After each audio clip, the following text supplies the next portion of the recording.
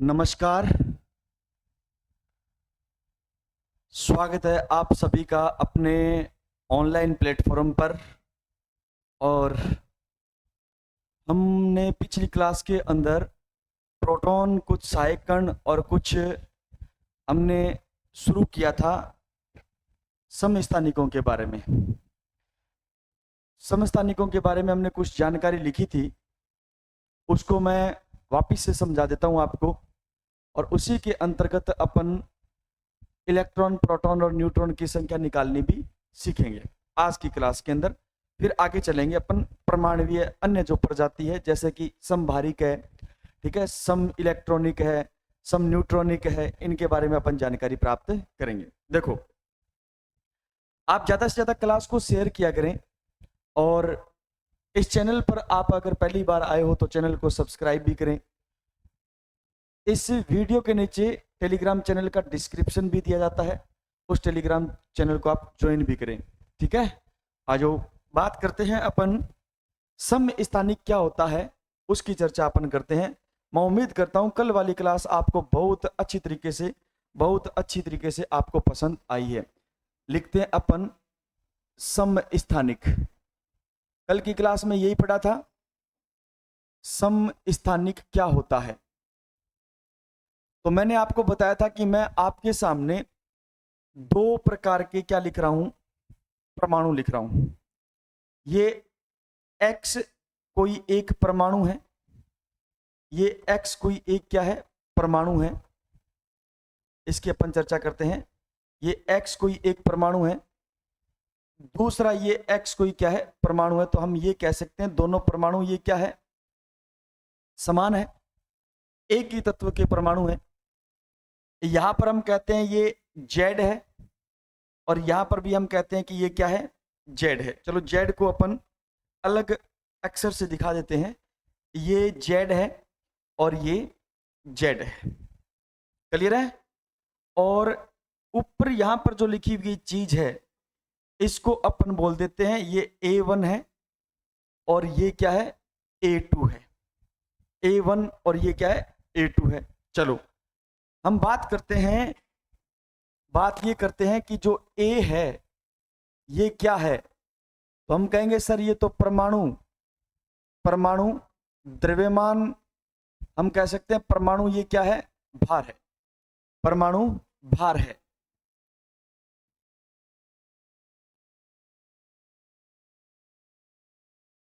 ये परमाणु क्या है, भार है। ओके, ठीक, ये अपने परमाणु भार है। और परमाणु भार जो A होता है ना, A ये क्या होता है, तो आप कहोगे सर ये प्रोटॉन प्लस न्यूट्रॉन की संख्या है। प्रोटॉन प्लस किसकी संख्या है, न्यूट्रॉन की संख्या है। चलो इसके बाद में आपको ये याद रखना है कि Z जो है ये परमाणु क्रमांक होता है। क्या होता है, ये परमाणु क्रमांक होता है, ये परमाणु क्रमांक होता है। और इसके बाद में ये N क्या है, तो आप कहोगे सर ये तो न्यूट्रॉन की संख्या है। ये क्या होता है, न्यूट्रॉन की क्या होती है, न्यूट्रॉन की आप कह सकते हो संख्या, कह सकते हो या न्यूट्रॉन कह सकते हो, ठीक है। तो A बराबर क्या बन गया, A बराबर बन गया अपना P प्लस क्या बन गया, N बन गया। अब सोचो अगर मैं ये कहूं आपसे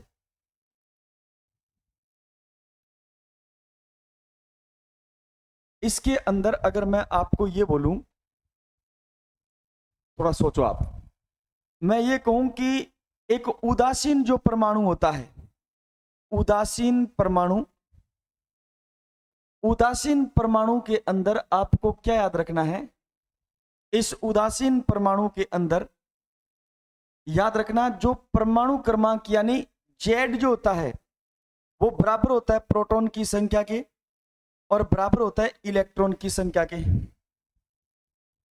एक उदासीन जो परमाणु होता है उसके अंदर आपको ये याद रखना है कि परमाणु क्रमांक बराबर होता है किसकी, प्रोटॉन की संख्या के, और बराबर होता है किसके, इलेक्ट्रॉन की संख्या के। तो कल जो आपने समस्थानिक पढ़े थे, हमने कुछ समस्थानिक पढ़े थे, उसके अंदर अपन इलेक्ट्रॉन प्रोटॉन न्यूट्रॉन की संख्या निकालनी सीखते हैं। और मेरे साथ बने रहिएगा लास्ट तक। इलेक्ट्रॉन प्रोटॉन न्यूट्रॉन की संख्या निकालने का प्रश्न 3rd ग्रेड में 2-3 बार आ चुका है। हमारा प्रश्न गलत नहीं होना चाहिए। क्लियर है? ओके, देखो इधर। सबसे पहले तो हम बात करते हैं हाइड्रोजन के बारे में। किसके बारे में बात करते हैं? हाइड्रोजन के बारे में बात करते हैं। और हाइड्रोजन जो है ना, उसके 3 समस्थानिक होते हैं। एक तो होता है H1H1, ये क्लियर है। एक होता है हाइड्रोजन का दूसरा समस्थानिक है 1H2, और एक हाइड्रोजन का तीसरा समस्थानिक होता है 1H क्या होता है 3 होता है। ये 3 समस्थानिक है। इनके नाम मैं आपको पहले बता चुका हूं।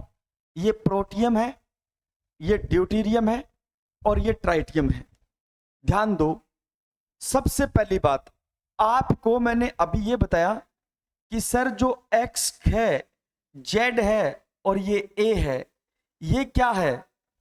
परमाणु द्रव्यमान। तो यहां पर ये जो लिखी हुई संख्या 1 है, 2 है, 3 है, ये क्या है? तो आप कहोगे सर ये 1, ये 2 और ये 3। क्या इसको A मान सकते हैं? A मान क्या सकते हैं? ये A है। A बोले तो परमाणु द्रव्यमान है। ये भी क्या है? परमाणु द्रव्यमान या परमाणु भार। परमाणु भार है। ठीक है, सोचो, ये नीचे जो लिखी संख्या है ये 1, ये जो 1 है ये क्या है? तो आप कहोगे सर जी ये तो Z है। ये क्या है? ये Z है। क्लियर है? ये भी Z है और ये भी क्या है? Z है। ठीक है, ओके। अब मैंने आपको ये कहा था कि सर जो A बराबर होता है ना, क्या ये A बराबर जो होता है, ये A बराबर जो होता है वो बराबर होता है प्रोटॉन प्लस न्यूट्रॉन की संख्या के। प्रोटॉन प्लस न्यूट्रॉन की संख्या के। और मैंने आपको अभी अभी ये बताया कि जो उदासीन परमाणु होता है, कौन सा परमाणु रे? तो आप कहोगे सर ये उदासीन परमाणु जो होता है, मतलब ऐसा परमाणु जिसके ऊपर किसी भी प्रकार का आवेश नहीं है, कोई प्लस आवेश नहीं है, कोई माइनस आवेश नहीं है।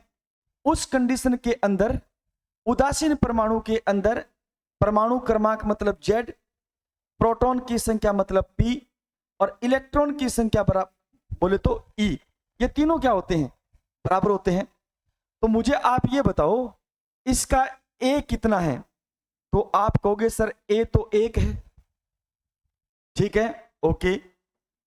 अब आप मुझे बताओ इसके अंदर प्रोटॉन कितने हैं? तो ये तो उदासीन है ना, इसके ऊपर तो कोई चार्ज ही नहीं है।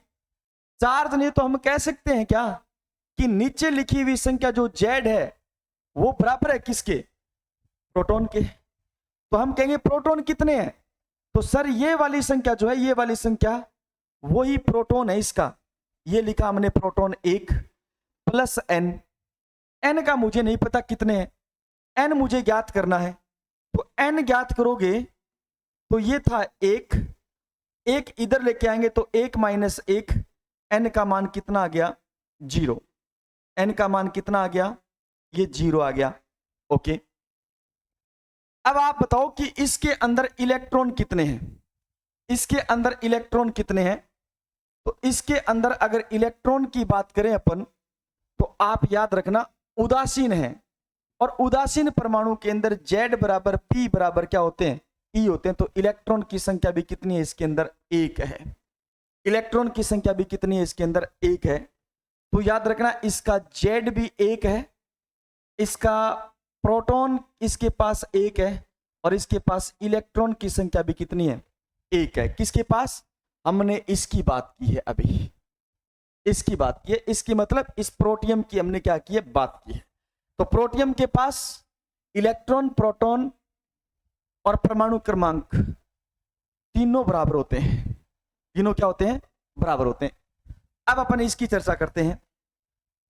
इसकी चर्चा हम ये करते हैं कि सबसे पहले इसका ए देखो कितना है। तो हमने कहा सर ए तो कितना है, 2 है। ए कितना है, 2 है। और ये ए बराबर किसकी होता है, ये ए बराबर जो होता है ना, ये ए बराबर होता है प्रोटॉन, ये रहा प्रोटॉन, और ये प्लस, प्लस याद रखना ये एन के बराबर होता है।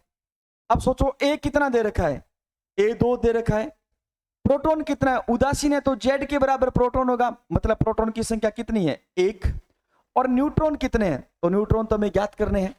न्यूट्रॉन ज्ञात करेंगे तो हम कहेंगे सर 2 में से 1 गया, तो न्यूट्रॉन की संख्या कितनी आ गई, 1 आ गई।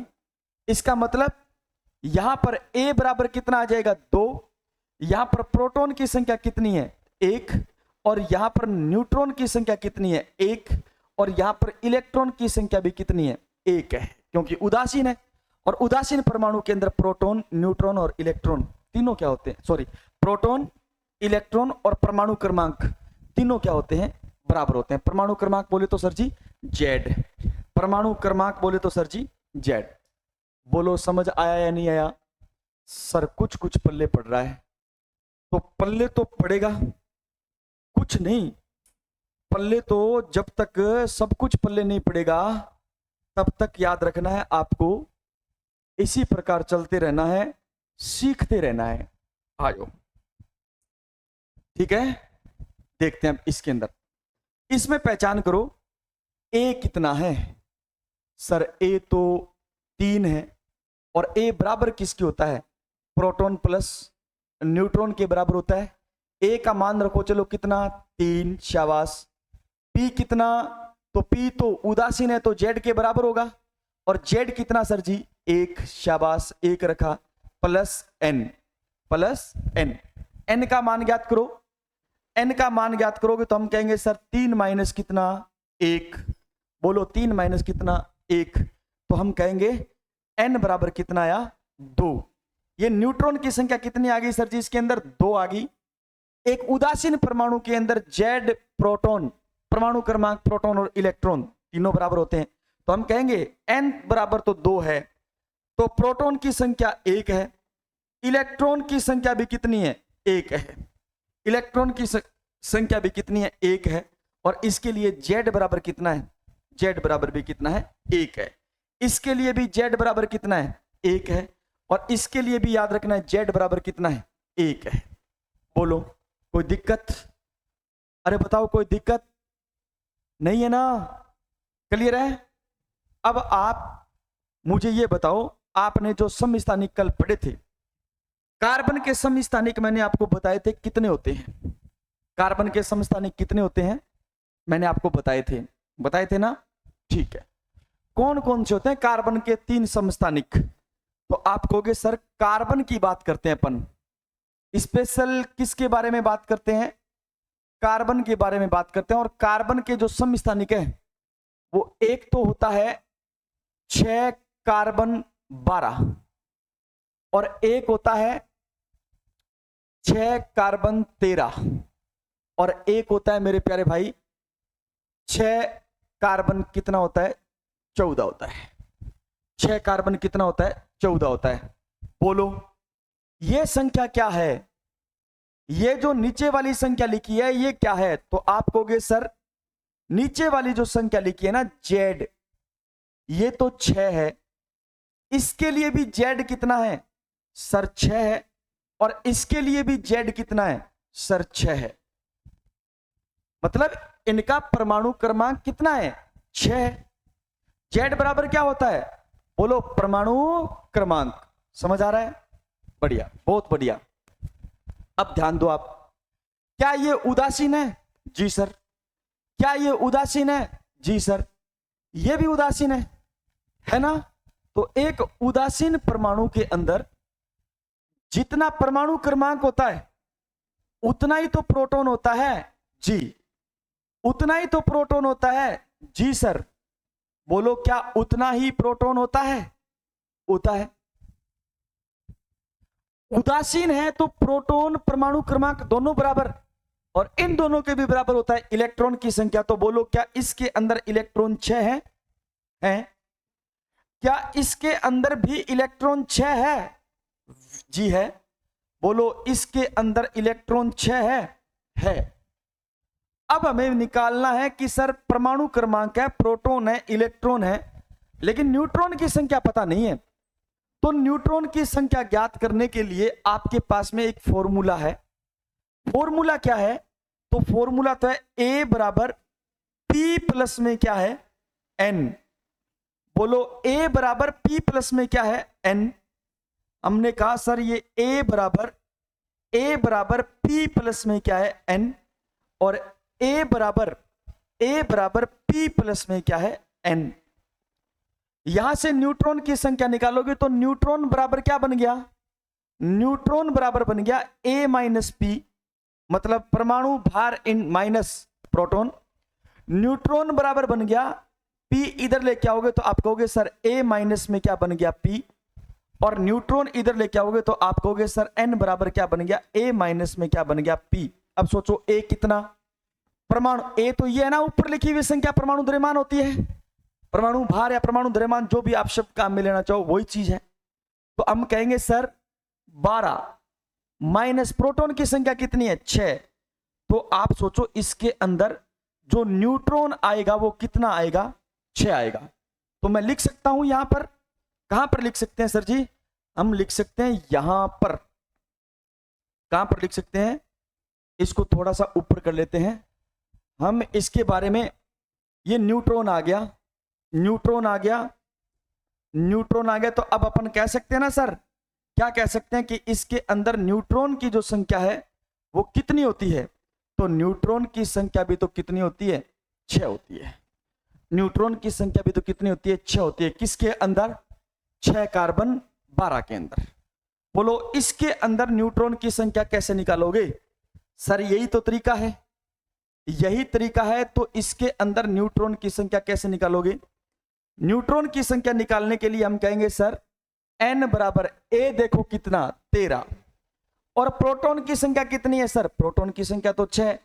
13 में से 6 गए, न्यूट्रॉन का मान कितना आ गया सर जी? 7। तो बोलो यहां पर न्यूट्रॉन की संख्या कितनी आएगी? 7। कितनी आएगी? 7 आएगी। अरे बोलो समझ आ रहा है या नहीं आ रहा? आ रहा है ना? तो बस कमेंट के अंदर आपको कमेंट बॉक्स में ये लिखना है कि सर बहुत अच्छे से समझ आ रहा है। शाबाश। हाँ, न आए तो भी नहीं बोलना है, आए तो बोलना है। बस समझ आए तो ही बोलना है कि सर अच्छे से समझ आ रहा है। नहीं आएगा तो हमारे पास में तरीके हैं, हम आपको बताएंगे, जरूर बताएंगे। टेंशन लेने वाली बात है नहीं। अब सोचो n का मान यहां पर और कैसे निकालोगे? ए 14, प्रोटॉन की संख्या 6, 14 में से 6 गए, कितने बच गए? 8। तो n का मान कितना आया? 8। तो मैं लिख सकता हूं यहां पर न्यूट्रॉन की संख्या कितनी है? न्यूट्रॉन की संख्या 8 है। न्यूट्रॉन की संख्या कितनी है? 8 है। अरे बोलो कार्बन के समस्थानिकों में आपको न्यूट्रॉन, प्रोटॉन, इलेक्ट्रॉन, परमाणु क्रमांक, ये सब आपसे पूछा जाए तो क्या आप बता सकते हो? बता सकते हो या नहीं बता सकते? बता सकते हैं। बता सकते हैं? बता सकते हैं नहीं बता सकते? बता सकते हैं सर जी। तो ठीक है, फिर चले आगे। चले, अब आपको क्लोरीन, इसमें आपको न्यूट्रॉन और प्रोटॉन, इलेक्ट्रॉन की संख्या ज्ञात करनी है। किसके अंदर? क्लोरीन के कल आपने 2 समस्थानिक पढ़े थे, 17 क्लोरीन 35 और 17 क्लोरीन 37 पढ़े थे ना। इसके अंदर ऑक्सीजन के आपने 3 समस्थानिक पढ़े थे। ऑक्सीजन कौन सा? 8 ऑक्सीजन 16, 8 ऑक्सीजन 17 और 8 ऑक्सीजन 18 पढ़े थे ना। सल्फर के 4 समस्थानिक आपने पढ़े थे, 16 सल्फर 32, 16 सल्फर 33, 16 सल्फर 34 और 16 सल्फर 36। ये आपको याद करना है। हाँ, यूरेनियम का प्रश्न एक बार पेपर में ग्रेड 3 लेवल 2 के अंदर पूछा जा चुका है, तो आप यूरेनियम वाला भी हम कर लेते हैं। यूरेनियम की बात करें अपन, यूरेनियम की बात करें तो यूरेनियम हमारे पास में है समस्थानिक यूरेनियम 92, 200 कितना है? 35 ये है। और एक है याद रखना है, यूरेनियम 92, 200 कितना? 38 ये है। ये है यूरेनियम 92 200 कितना 38। अब वैसे नहीं करना आपको, अब आप सोचो क्या ये परमाणु द्रव्यमान है, क्या ये परमाणु क्रमांक है, बोलो है ना, ये परमाणु द्रव्यमान है, परमाणु क्रमांक है, ये परमाणु द्रव्यमान है, ये परमाणु क्रमांक है। तो सबसे पहली पहचान तो ये करो सर इसका जेड कितना है, तो आप कहोगे सर इसका जेड तो 92 है, क्लियर। इसका जेड भी कितना है, इसका जेड भी सर जी 92 है, बहुत अच्छी। बताओ उदासीन है ना, उदासीन है तो जितना परमाणु क्रमांक है उतना ही तो प्रोटॉन होगा, तो आप कहोगे सर इसके अंदर प्रोटॉन की संख्या 92, इसके अंदर भी प्रोटॉन की संख्या कितनी होती है 92, मतलब प्रोटॉन जो होता है ना वही परमाणु क्रमांक होता है किसी भी परमाणु का, क्लियर है, ठीक है। अब हमसे पूछा जाए इलेक्ट्रॉन, तो आप कहोगे सर उदासीन है, और उदासीन परमाणु में प्रोटॉन और इलेक्ट्रॉन दोनों बराबर होते हैं, इसका मतलब इलेक्ट्रॉन की संख्या भी 92 और इलेक्ट्रॉन की संख्या इसमें भी कितनी है 92। यहां तक कोई परेशानी नहीं है। अब न्यूट्रॉन निकालना है, न्यूट्रॉन निकालना है तो डायरेक्ट आप ऐसा काम करो, ऊपर वाली संख्या में से नीचे वाली संख्या को माइनस कर दो, इसको आपको क्या करना है माइनस, इसमें से इसको क्या करना है माइनस करना है। तो 5 में से दोगे कितने बच गए सर जी, 5 में से दोगे 3 बच गए, क्लियर है। 13 में से 9 गए सर जी कितने बच गए 4 बच गए, और यहां पर बच गया 1, तो ये कितना हो गया 143, 143 न्यूट्रॉन आ गया। और ए बराबर दे रखा है सर जी कितना 235, ए बराबर दे रखा है 235, ए मतलब परमाणु द्रव्यमान इसका कितना दे रखा है 235 दे रखा है। बोलो बजरंगबली की जय हो, समझ आया, हाँ आ जाओ इधर। अब देखो आपको इसमें भी न्यूट्रॉन की संख्या ज्ञात करनी है मेरे भाई, न्यूट्रॉन की संख्या 8 में से दोगे तो 6, 13 में से 9 गए 4, बच गया यहां पर 1, 146, ये क्या आ गया इसका 146, इसमें क्या आ गए न्यूट्रॉन आ गए मेरे भाइयों, क्या आ गए न्यूट्रॉन, बोलो हाँ ओके। इसका ए कितना दे रखा है, इसका ए दे रखा है 238, कितना दे रखा है 238। सर ये तो कर लेंगे, चार्ज दिया होगा तब कैसे निकालेंगे, तो वो फिर आगे पढ़ेंगे, अभी पढ़ेंगे आगे जस्ट। बताओ यहां तक कोई दिक्कत है, नहीं है ना कोई दिक्कत। अब आगे पढ़ना शुरू करते हैं। मैंने आपको ये अलग अलग प्रकार से मैंने आपको ये बता दिए हैं। अब मैं उम्मीद करता हूं आपको अच्छी तरीके से मेरे भाई ये समझ आ चुका है। और नेक्स्ट अपन बात करते हैं कुछ समस्थानिक है, और इन समस्थानिकों का हमें उपयोग पता होना चाहिए, पेपर में प्रश्न पूछा जाता है। चलो सबसे पहले अपन बात करते हैं, किसकी बात करते हैं कि जो 6 कार्बन हमारे पास में जो 6 कार्बन 14 जो होता है ना, 6 कार्बन 14 ये कार्बन का एक समस्थानिक है।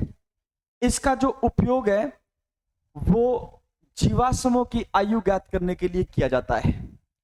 जीवाश्म आप समझ गए, जीवाश्मों की आयु ज्ञात करने के लिए याद रखना इसका उपयोग किया जाता है। और जीवाश्मों की आयु इसके द्वारा जिस विधि से अपन करते हैं उसको कहा जाता है कार्बन डेंटिंग विधि। और कार्बन डेंटिंग विधि का जो आविष्कार है वो किया था लिबिंग नामक वैज्ञानिक ने। किसने किया था, लिबिंग नामक वैज्ञानिक ने किया था। क्लियर है। तो इसके बारे में हमें क्या लिखना है, हमें यह लिखना है कि इसका जो उपयोग है, इसका उपयोग, हाँ यही तो लिखना है, इसका उपयोग जीवाश्मों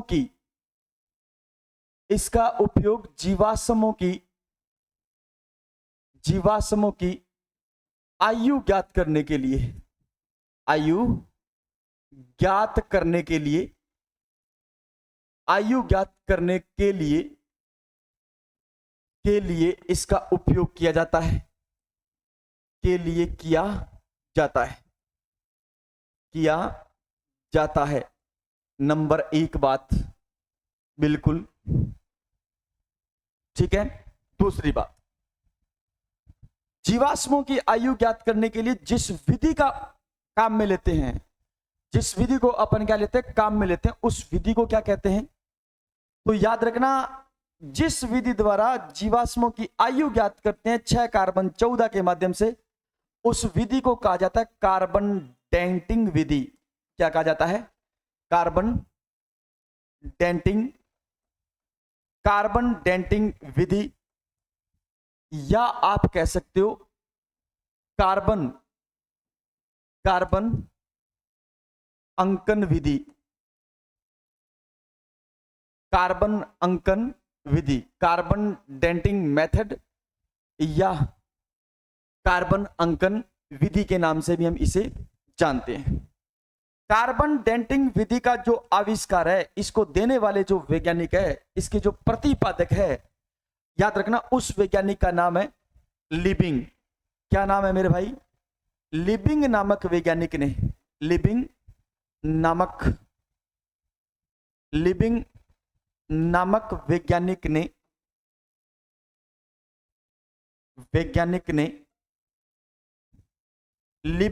वैज्ञानिक ने इसको प्रस्तुत किया था, इसको प्रस्तुत किया था। लिबिंग नामक वैज्ञानिक ने इसको प्रस्तुत किया था। समझ गए? मैं उम्मीद करता हूं यहां तक जो आज की क्लास में आपने पढ़ा है वो आपको एकदम अच्छी तरीके से समझ में आ गया होगा। देखो, पढ़ना तो पड़ेगा, कितना मैटर पढ़ना है, कैसे पढ़ना है, वो बात आप मेरे पे छोड़ दो। साइंस विषय को लेकर के, विज्ञान विषय को लेकर के, उस मैटर को आप कैसे पढ़ते हो, आप कैसे याद रख पाते हो, वो आप पर डिपेंड करता है। मेरे पास ऐसी कोई टैबलेट नहीं है, मेरे पास ऐसी कोई गोली नहीं है कि मैं आपको यहां से क्लास में पढ़ाने के बाद में ये गोली दे दूं कि ये गोली आपको सुबह शाम खाना खाने के बाद में लेनी है और ये मैटर अपने आप याद हो जाएगा। ना, कभी नहीं होगा। पढ़ना तो पड़ेगा। मैं भी तो पढ़ कर आता हूं, फिर आपको पढ़ाता हूं। टीचर को पढ़ के आना ही चाहिए। अगर वो मैटर पढ़ा रहा है तो आपको पढ़ाने से पहले उसको कम से कम अपने मैट्रिक के प्रति, अपनी क्लास के प्रति, अपने स्टूडेंट्स के प्रति वफादारी तो दिखानी पड़ेगी, तभी अच्छा मैटर बच्चों के सामने परोसा जाएगा। मैं भी तो पुराने पेपर देख के आता हूं कि किस प्रकार के प्रश्न आए हैं, किस प्रकार के प्रश्न आ सकते हैं और किस प्रकार का मैटर भविष्य के लिए बच्चों को देना चाहिए। ये चीजें मैं भी तो करके ही आता हूं ना। जब मैं आपके लिए मेहनत कर सकता हूं, खुद के लिए मेहनत कर सकता हूं, खुद को प्रिपेयर कर सकता हूं आपके लिए, तो क्या आप तो एग्जाम देने के लिए जाओगे तो आप अपने आप को खुद को प्रिपेयर नहीं कर सकते? कर सकते हैं, जरूर कर सकते हैं, करना पड़ेगा। ठीक है, मुंह उठा करके एग्जाम में बैठने की तो बात हो ही नहीं सकती। हाँ, मैं भी तो कहीं ना कहीं पिछड़ता ही हूं, कमियां मेरे में भी है, ठीक है, लेकिन सब्जेक्ट में नहीं, वो जीके में हो जाता है। तो आपको भी सब्जेक्ट और जीके दोनों को लेकर के चलना है। ठीक है, ये नहीं कि साइंस पढ़ रहे हो, अच्छी पढ़ रही है साइंस, तो आप टॉयलेट में बैठ के भी पढ़ सकते हो क्योंकि आपका सब्जेक्ट है, मेरा भी सब्जेक्ट है। लेकिन बात आती है जीके पर, तो साथ में जीके को भी लेकर के चलना चाहिए। समझ गए ना? तो ये जो है ना, ये पढ़ने वाला तरीका है, इसको थोड़ा सा सुधारना पड़ेगा, है ना? हम सबको सुधारना पड़ेगा, तभी तो कुछ बात बनेगी, है ना? हाँ, वरना फिर पारिवारिक परिस्थितियों में पड़ जाओगे गृहस्थी के अंदर पड़ जाओगे तो फिर एक ही काम होगा, या तो पढ़ा जाएगा या फिर परिवार के लिए, फैमिली के लिए कमाना पड़ेगा। और फिर पढ़ाई तो अलग चीज चली जाएगी, कमाना पड़ेगा, क्योंकि घर चलाना है तो कमाना तो पड़ेगा, ठीक है ना। फिर आपसे कोई नहीं पूछेगा कि भाई तेरी तैयारी कैसी चल रही है, तू तो बहुत होशियार था या थी, लगा नहीं। हाँ, ये जरूर कहा जाएगा कि पढ़ते हुए, तैयारी करते हुए तो बहुत साल हो गए, जॉब नहीं लगा या जॉब नहीं लगी। ये ताने देने वाले अपने भी होंगे और कुछ पराए भी होंगे, है ना। तो उन सब से लड़ने की आप में हिम्मत है तो फिर आप आगे की सोचो किस प्रकार लड़ना होगा। हिम्मत नहीं है ना, तो फिर आपको तैयारी इतनी मजबूत तरीके से करनी है कि आप यहां से जब निकलो तो कुछ बनकर ही निकलो। क्लियर है। कान है, कान बहुत कुछ सुनेंगे, दुनिया है, कुछ अपने लोग हैं, बहुत कुछ कहेंगे, कहने दो, ठीक है। किसी की जुबान, किसी का मुंह पकड़ा नहीं जाता। और ये आज से नहीं, ये काफी टाइम से चली आ रही है। हर एक कोई इंसान एक दूसरे की टांग खींचने में लगा है, ठीक है। हर एक पढ़ने वाला इंसान नौकरी लग जाता है क्या? नहीं लगता। क्या हर एक खेती करने वाला किसान अपने घर में अच्छी उपज लेकर आता है क्या? नहीं लेकर आता। सोचो आप, लेकर आता है? नहीं लेकर आता। क्या हर एक व्यापारी एनी टाइम मुनाफा कमाता है क्या? नहीं कमाता। तो सोचो, हर एक इंसान, पढ़ाई करने वाला इंसान, तैयारी करने वाला इंसान कैसे नौकरी लग सकता है? प्रत्येक इंसान नौकरी लग सकता है? नहीं लग सकता। तो जमाना है, लोग हैं, मोहल्ले वाले हैं, रिश्तेदार हैं, परिवार वाले हैं, इनको कहने दो, कोई दिक्कत नहीं है, कहते जाएंगे। लेकिन आप अपने कर्म पथ पर, मैं अपने कर्म पथ पर ऐसे ही चलूंगा, ऐसे ही मेहनत करूंगा, एक न एक दिन तो लेकर के ही मरूंगा। ये नौकरी एक न एक दिन तो फंसा करके ही मरूंगा। चलते जाने दो, कोई दिक्कत नहीं है ना, चलते जाने दो। आपको तो तैयारी करते रहना है।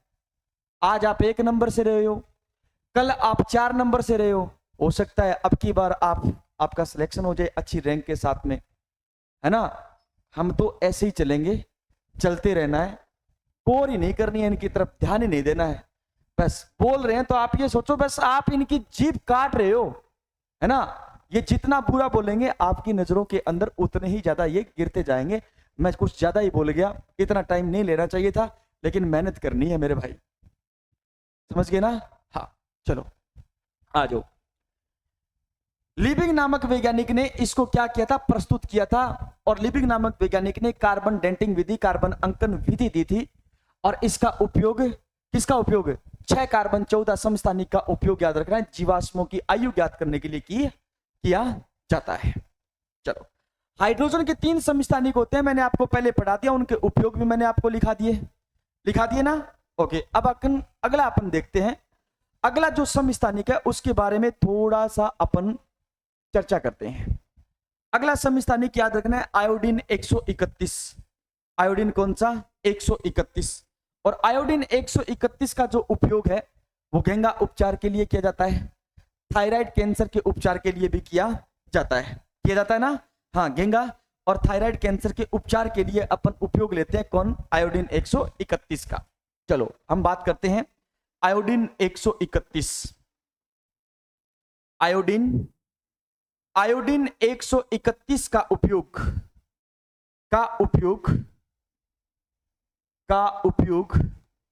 आयोडीन 131 का उपयोग मेरे भाई, एक तो है घेंगा रोग, हम कह सकते हैं घेंगा, गलगंठ, या आप कह सकते हो थायराइड। क्या कह सकते हो? थायराइड। थायराइड कैंसर के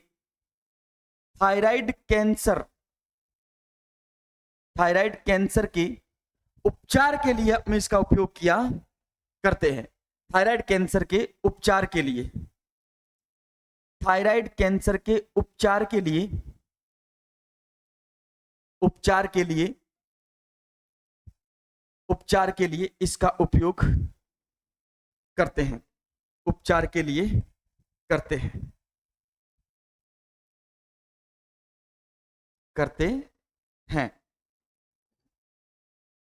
ठीक है, ओके। बातों का बुरा नहीं मानना है, थोड़ा सा आपको ध्यान देना है। होता है सबके साथ, ऐसा ही होता है। ठीक है, कोई दिक्कत नहीं है, हमें तो बस अच्छी तरीके से पढ़ना है। आ जाओ, हम बात करते हैं नेक्स्ट समस्थानिक है हमारे पास में, वो याद रखना है। अगला जो समस्थानिक है यूरेनियम। कौन सा समस्थानिक है? यूरेनियम। यू से लिखते हैं और यू काफी बड़ा हो गया, थोड़ा सा छोटा करते हैं। यूरेनियम 92 यूरेनियम, और यूरेनियम का एक समस्थानिक है जिसका नाम है 238। कितना? यूरेनियम 238। 92 यूरेनियम 238 का उपयोग बताओ, आपने पहले पढ़ रखा है ना? बहुत सारे लोगों ने पहले पढ़ रखा है। जीवाश्मों की आयु ज्ञात करने के लिए तो कार्बन 14 का उपयोग करते हैं, लेकिन 238 का जो उपयोग करते हैं वो पृथ्वी की आयु ज्ञात करने के लिए अपन करते हैं। ठीक है ना? इसका उपयोग पृथ्वी की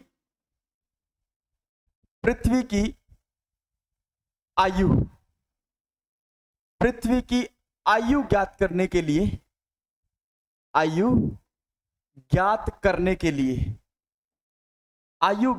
के लिए किया जाता है। पृथ्वी की आयु ज्ञात करने के लिए किया जाता है। सोचो, किया जाता है, कितनी अच्छी बात है ना? ये 92 238 का उपयोग पृथ्वी की आयु ज्ञात करने के लिए अपन करते हैं। यूरेनियम का समस्थानिक है या नहीं है?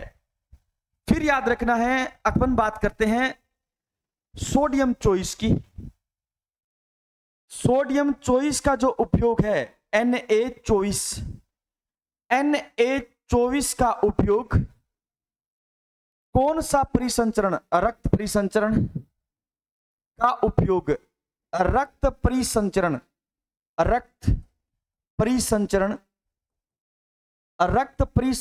तंत्र की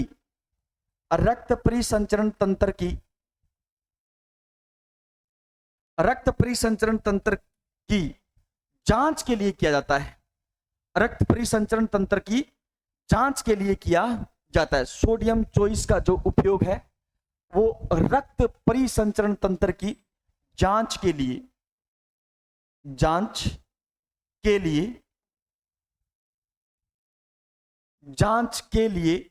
किया जाता है।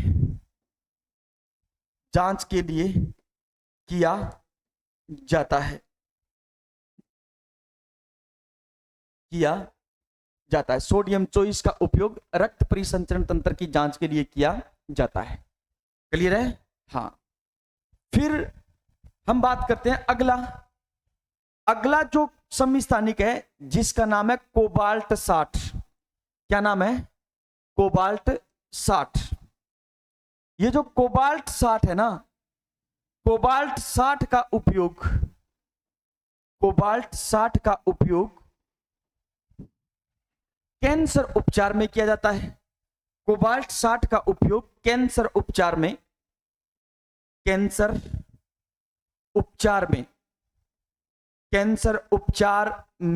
किया जाता है। कैंसर उपचार में किया जाता है। कैंसर उपचार में किया जाता है। तो बताओ, सबसे पहले पढ़ा आपने 6 कार्बन 14। 6 कार्बन 14 का उपयोग अपन करते हैं किसके अंदर? जीवाश्मों की आयु ज्ञात करने के लिए। जीवाश्मों की आयु ज्ञात करने के लिए आयोडीन 131 का उपयोग घेंगा या थायराइड जो कैंसर होता है उसके उपचार के लिए करते हैं। यूरेनियम 238 का उपयोग पृथ्वी की आयु ज्ञात करने के लिए करते हैं। और सोडियम 24 का उपयोग रक्त परिसंचरण की जांच के लिए करते हैं। इसके अलावा याद रखना है कोबाल्ट 60 का उपयोग कैंसर के उपचार में किया जाता है। किस में किया जाता है?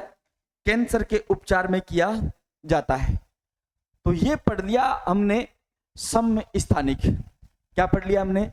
समस्थानिक पढ़ लिया है। कैसी लग रही है क्लास? कैसा लग रहा है आपको मैटर? और आवाज, वीडियो क्वालिटी आप तक अच्छी तरीके से पहुंच रही है? इन सब बातों की जानकारी आप मुझे कमेंट बॉक्स में प्रोवाइड करवाओगे? ये आपका भी कर्तव्य बनता है। समझ में आ गई बात? हाँ, सारी क्लासें ऐसी चलती रहेगी, अच्छी तरीके से चलती रहेगी, कोई किंतु परंतु वाली बात होने वाली है नहीं। आप तो बस पढ़ते रहिए, मैटर प्रोवाइड करवाना मेरा काम है। समझ गए ना? आ जाओ।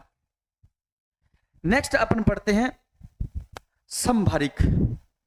सूरतगढ़ में रह करके तैयारी कर रहे हो आप, अन्य कोचिंग के क्लास यूट्यूब पर आती है और अपनी भी क्लास यूट्यूब पर आती है। सुबह सीटी बैच के अंदर लाइव चलती है और ये क्लास अपनी रिकॉर्डेड होती है, ये आपको एप्लीकेशन पर मिलेगी। सीटी बैच के अंदर जो भी क्लासों में मैटर प्रोवाइड करवाया जा रहा है, आप तुलना करो अन्य कोचिंग के साथ में। डेमो लेके आओ अन्य कोचिंगों के अंदर जाकर के, जो भी नए स्टूडेंट आ रहे हैं यूट्यूब पर हम आपको क्लास प्रोवाइड करवाएंगे। आप अन्य क्लासेस के अंदर डेमो लिया है आपने, कैसी लग रही है आपको साइंस? ऐसा मैटर आपको दिया जा रहा है क्या कहीं? नहीं ना? प्रश्न बाहर नहीं जाएगा, ये अपना वादा है। ये तपिश है, रात दिन की तपिश है ये। और ये मैटर जो कलेक्ट किया गया है ना, एनसीईआरटी माध्यमिक राजस्थान शिक्षा बोर्ड है ना, इसके अलावा पुराने पेपर्स, कैसे एग्जामिनर पेपर में प्रश्न आपको पूछ सकता है, ये सारी तपिश उसके अंदर खपाई गई है। तो आप अगर किसी एग्जाम में 25% आ रहे हैं ना, तो 99% मैटर, 99% जो प्रश्नों का मैटर है वो आपके नोट्सों में से होगा।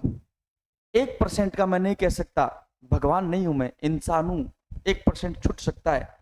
1%, 99% आपके पेपर में आने वाला कंटेंट, मैटर, प्रश्न वो आपके नोट्स में से होगा।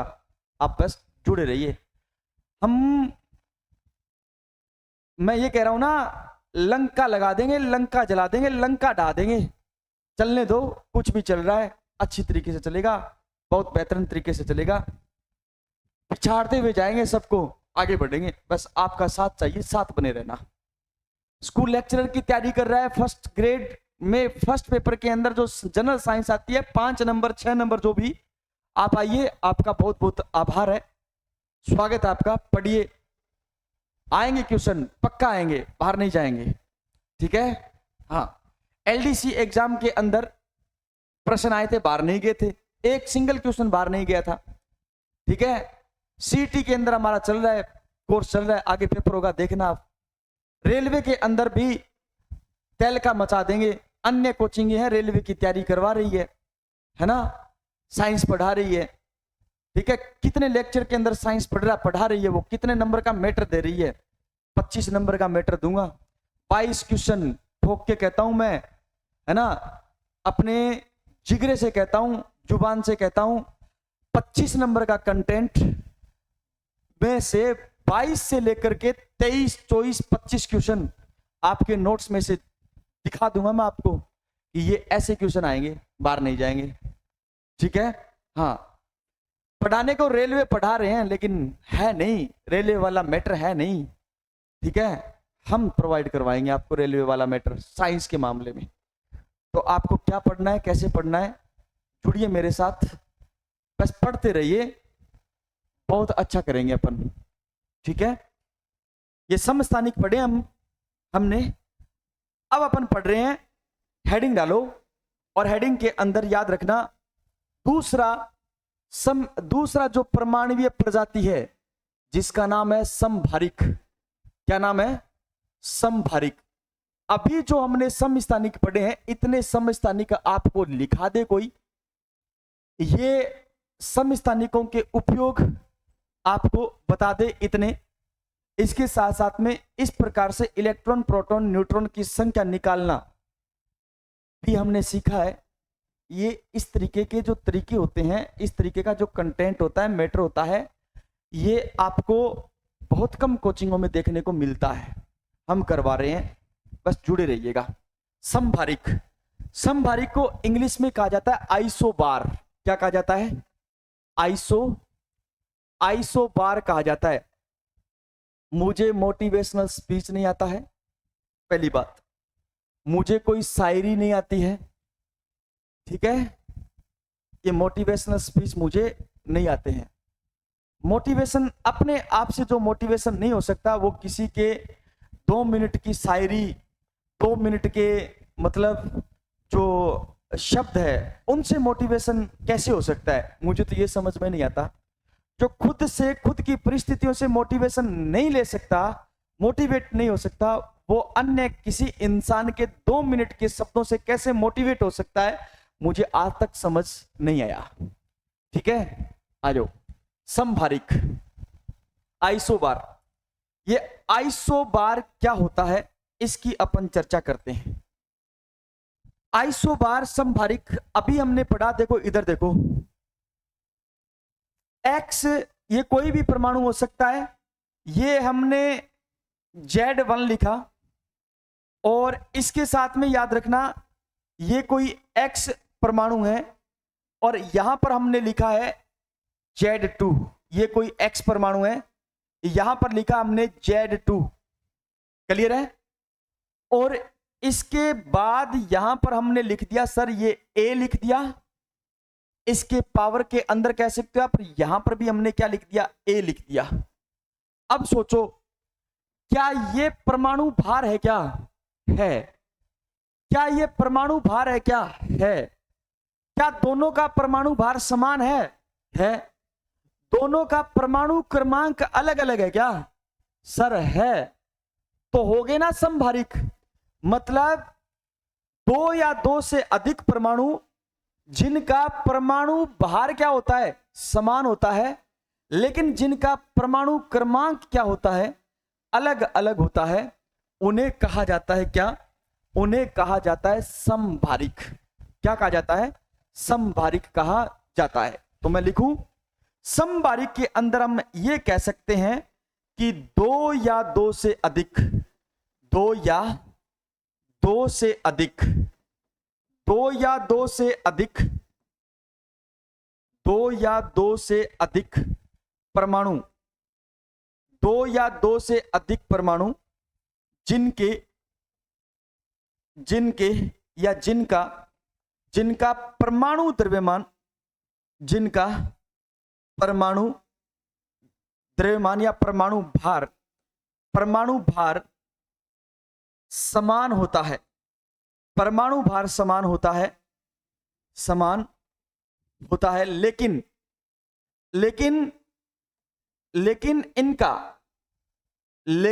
इनका परमाणु क्रमांक क्या होगा? इनका परमाणु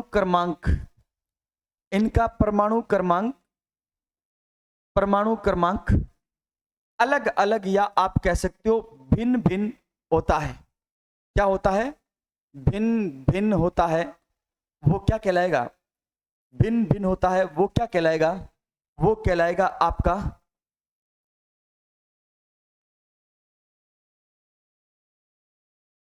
होता है, वो क्या कहलाएगा? आपका परमाणु, आपका समभारिक कहलाएगा। क्या कहलाएगा?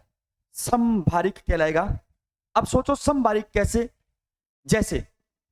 जैसे सर एक कार्बन का समस्थानिक अभी आप पढ़ के आए हो, 6 कार्बन 14, 6 कार्बन 14, और एक आपको याद रखना है 6 कार्बन 14 तथा मैं लिख रहा हूं आपका नाइट्रोजन, और नाइट्रोजन का परमाणु क्रमांक 7, और नाइट्रोजन का परमाणु भार कितना होता है? 14। सोचो ये 14 और 14 बराबर है या नहीं? तो आप कहोगे सर बराबर है। बराबर है तो क्या ये समभारिक हुए? 6 और 7 ये परमाणु क्रमांक अलग अलग है ना? अलग अलग है। इसका मतलब क्या होता है कि सर परमाणु भार जहां पर समान आ जाए, और जिनका परमाणु क्रमांक अलग अलग आ जाए, इसका मतलब है कि वो क्या कहलाते हैं, आपके समभारिक कहलाते हैं। अब कथन बनाने वाला कुछ भी कथन बना सकता है यहां से। समभारिकों में परमाणु भार समान होता है, जबकि प्रोटॉन की संख्या अलग अलग होती है। जरूर होती है ना, होती है। समभारिकों में प्रोटॉन की संख्या अलग अलग तथा इलेक्ट्रॉन की संख्या अलग अलग होती है। बिल्कुल होती है। समभारिकों के अंदर न्यूट्रॉन की संख्या भी क्या होती है, अलग अलग होती है। तो आपको कंफ्यूज नहीं होना है। ये लाइनें मैं लिखूंगा नहीं, लेकिन आपको कथन जरूर याद रखने हैं, रखने हैं ना मेरे भाई, कथन आपको जरूर याद रखने हैं। बोलो समझ आया या नहीं आया? आया। अब सर यहां पर आप मुझे बताओ, इसके अंदर Z का मान कितना है? तो मेरे भाई इसके अंदर Z का मान 6 है। और मेरे भाई आप यहां पर बताओ, यहां पर Z का मान कितना है? तो आप कहोगे सर यहां पर 7 है। उदासीन है ना, इसका मतलब कि सर प्रोटॉन परमाणु क्रमांक के बराबर होगा। बिल्कुल होगा 6। और यहां पर प्रोटॉन भी परमाणु क्रमांक के बराबर होगा कितना, 7। अब देखो ये उदासीन है, उदासीन है तो इलेक्ट्रॉन की संख्या इस प्रोटॉन की संख्या के बराबर होगी, होगी सर। इलेक्ट्रॉन की संख्या इस प्रोटॉन की संख्या के क्या होगी, बराबर होगी। बिल्कुल होगी। एक्यूरेट, आप बिल्कुल सही कह रहे हो सर, बिल्कुल सही कह रहे हैं। अब न्यूट्रॉन की संख्या, ऊपर वाली संख्या में से नीचे वाली संख्या घटा दो। क्या? अरे ऊपर वाली संख्या में से नीचे वाली संख्या घटाओगे, 14 में से 6 गए, कितने बच गए? 8। 8 और 6 कितने होते हैं? 14। वेरी गुड, शाबाश। ऊपर वाली संख्या में से नीचे वाली संख्या घटाओगे तो न्यूट्रॉन की संख्या कितनी आ गई बताओ? 7। कितनी आ गई? 7। अरे समझ आया या नहीं आया? आया ना समझ? तो आप कह सकते हो कि ये ऐसे अपन प्रोटॉन, न्यूट्रॉन और परमाणु क्रमांक ज्ञात करते हैं। तो फिर बताओ ए इसका कितना है? इसका ए कितना? 14। और इसका भी ए कितना? इसका ए भी कितना? 14। ए और ए दोनों बराबर है। ए क्या होता है? परमाणु भार होता है। इसका मतलब दोनों क्या है? ये परमाणु भार दोनों का बराबर है, तो क्या कहलाएंगे बताओ? समभारिक। अरे बोलो क्या कहलाएंगे? समभारिक कहलाएंगे। क्या क्लियर हुआ? क्या हुआ ना? तो एनसीईआरटी का एक एग्जाम्पल और है, वो भी आपको याद रखना है। क्या ये समभारिक होते हैं या नहीं होते, आपको बताना है। आर्गन, एक तो हमारे पास में आर्गन है, एक हमारे पास में पोटेशियम है, और एक हमारे पास में, सोचो जरा, कैल्शियम है। क्या है? कैल्शियम है। ये है आर्गन, पोटेशियम और कैल्शियम। आप ध्यान दो, आर्गन का परमाणु क्रमांक कितना? 18। आर्गन एक एक्रिय गैस है और ये 18 नंबर पर आती है। इसका मतलब इसका परमाणु क्रमांक कितना होता है? 18। और इसका परमाणु भार 40 होता है। बिल्कुल होता है, होता है ना। ये 19 नंबर पर आता है पोटेशियम, और इसका भी परमाणु भार कितना होता है? 40। और ये 20 नंबर पर आता है, इसका भी परमाणु भार कितना होता है? 40। कितना होता है? 40 होता है। अब आपके लिए प्रश्न है, ये प्रश्न आपको घर से करने हैं। कौन से प्रश्न घर से करने हैं? तो आप सोचो कि ये तीनों एक दूसरे के समभारिक है या नहीं? बिल्कुल है। ये तीनों एक दूसरे के समभारिक है। तो आप मुझे इनके अंदर पहली बात, इनका ए ज्ञात करके बताओगे। मैं आपको ये प्रश्न घर से करने के लिए दे रहा हूं। मैं आपके कमेंट का इंतजार करूंगा, किस किसने किया, कितना कितना उत्तर निकाला। ए मतलब परमाणु भार, ठीक है। फिर आपको निकालना है इन सब का जेड। इन सब का क्या निकालना है? जेड निकालना है। ये भी आपको प्रश्न करना है। फिर इन सब का निकालना है आपको प्रोटॉन की संख्या, इलेक्ट्रॉन की संख्या और न्यूट्रॉन की संख्या। ये तीनों आपको ज्ञात करना है। इसका भी प्रोटॉन, इसका भी इलेक्ट्रॉन और इसका भी न्यूट्रॉन। इसका भी प्रोटॉन, इसका भी इलेक्ट्रॉन और इसका भी न्यूट्रॉन। इसका भी न्यूट्रॉन, ठीक है। हाँ, तो ये आप सबको याद रखना है मेरे भाई, ये आप सबको याद रखना है। ये प्रश्न आपको करने हैं, ठीक है। चलो दूसरा प्रश्न मैं आपको और दे देता हूं इसी के साथ में। और इसी के साथ में दूसरा प्रश्न आपको देता हूं। वो प्रश्न ये है कि आपने नाम सुना होगा सोडियम, है ना। सोडियम आपने ये नाम सुना होगा Na। और सोडियम 11 नंबर पर आता है। सोडियम 11 24, सोडियम 11 24, सोडियम 11 क्या है 24। क्लियर है? हाँ ठीक है। उसके बाद में याद रखना मैग्नीशियम, और मैग्नीशियम कितने नंबर पर आता है 12 नंबर पर। ये आपको याद रखना है 24। ये दोनों एक दूसरे के समभारिक है या नहीं? सर जी है। बताओ ये एक दूसरे के समभारिक है या नहीं? है ना? ठीक है। उसके बाद में आपको याद रखना है कि सर ये समभारिक है, तो बताओ फिर इनका ए कितना होगा, इसका ए कितना होगा। फिर आप मुझे ये बताओ इसके अंदर जेड, जेड बोले तो आपको ये ज्ञात करना है, इसका भी आपको जेड ज्ञात करना है। यहां पर प्रोटॉन की संख्या आपको ज्ञात करनी है, यहां पर इलेक्ट्रॉन की संख्या ज्ञात करनी है, यहां पर न्यूट्रॉन की संख्या, यहां पर भी प्रोटॉन की संख्या, यहां पर भी इलेक्ट्रॉन की संख्या, और यहां पर भी न्यूट्रॉन की संख्या आपको ज्ञात करनी है। सोचो, कर लोगे ना? वेरी गुड, शाबाश। तो आज की क्लास आपको कैसी लगी, इसका आपको जरूर कमेंट बॉक्स में बताना है। इसके बारे में क्या आपको मेरे द्वारा पढ़ाई की केमिस्ट्री समझ आ रही है या नहीं आ रही, ये भी बताना है। कैसी लग रही है क्लासें आपको, कमेंट बॉक्स में जरूर बताना। कल फिर मिलते हैं, इसी टाइम मिलेंगे, तब तक के लिए आप सभी को जय हिंद, राम राम।